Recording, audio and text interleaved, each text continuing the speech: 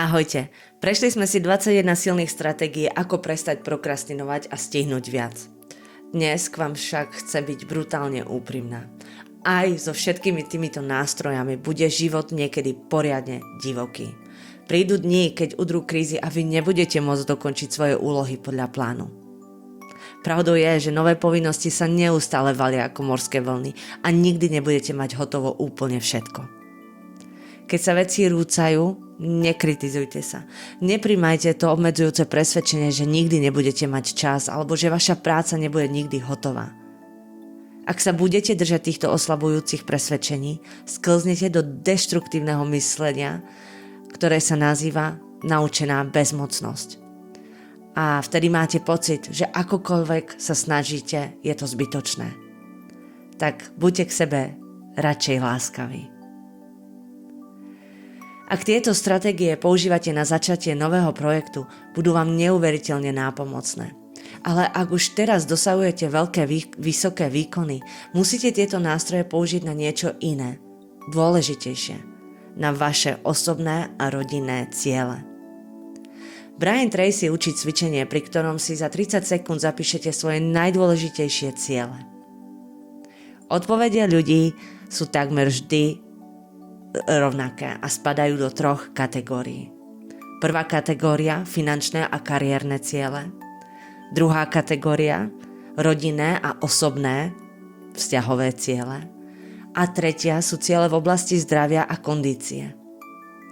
Toto sú 3 najdôležitejšie oblasti života.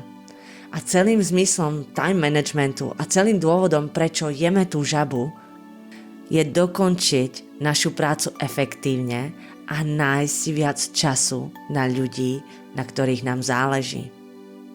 Tak prečo na to zabúdame? Pracujeme tak tvrdo, pretože chceme zabezpečiť našich milovaných, ale v honbe za úspechom nakoniec zanedbávame práve tých ľudí, pre ktorých to robíme. Vždy budú existovať veci mimo našej kontroly a naša schopnosť byť v týchto chvíľach flexibilný určí náš dlhodobý úspech a radosť zo života. Rozhodnúť sa pre flexibilitu znamená rozhodnúť sa pre šťastie. Ak sa vám nepodarí dokončiť váš zoznam úloh, nevyčítajte si to. Jednoducho upravte svoj plán, odpustite si a zamerajte sa na riešenie. Musíte oddeliť to, čo máte pod kontrolou, od toho, čo nie. Ako hovorili starovekí Gréci, všetko s mierou. Rovnováha nie je voliteľná. Vašou dnešnou výzvou a výzvou pre zvyšok vášho života je pamätať si, prečo tak tvrdo pracujete. 85% vášho šťastia v živote bude pochádzať zo šťastných vzťahov s inými ľuďmi. Pracujte tvrdo, keď ste v práci, ale keď je čas ísť domov, nechajte tie škaredé žaby v kancelárii. Táto séria pre mňa znamenala veľa. Začala som používať tieto nástroje, pretože som chcela mať lepší čas management. Ale takisto som sa naučila, že je v poriadku byť dokonale nedokonalá. Niekedy svoje ciele úplne rozdrvím a inokedy ma svet naopak premôže. Ale aj to je v poriadku. Využite týchto 21 stratégií na vybudovanie života, aký chcete, ale nikdy nezabudnite ten život aj skutočne žiť.